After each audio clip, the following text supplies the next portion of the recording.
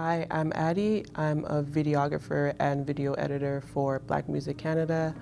I do podcasts, I do live performances, and I record interviews. First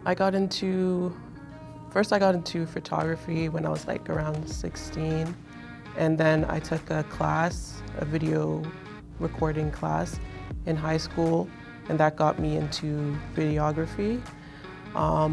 In university I did media studies at Guelph Humber, and I specialized in visual communications, which is like videography, video editing, photography, stuff like that, and yeah, that's where I started.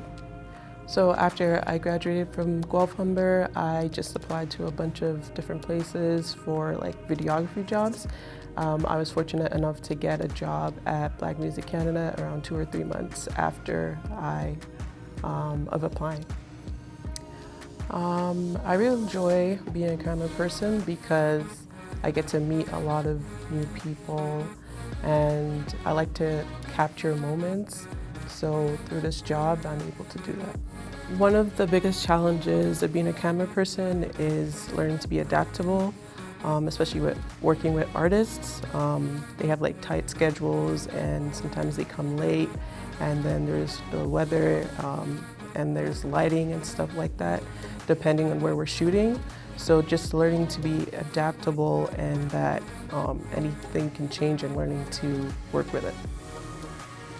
Yeah, I do think I like video editing more than videography just because it's less pressure and I get to just focus on putting the shots together, which is like putting a puzzle together, which I enjoy. My go-to editing softwares would be probably Premiere Pro, just because it has a lot of tools and it's great for like a really big project that you want to edit. I also use Final Cut Pro, which is good for like a really small project. It's like quick and easy.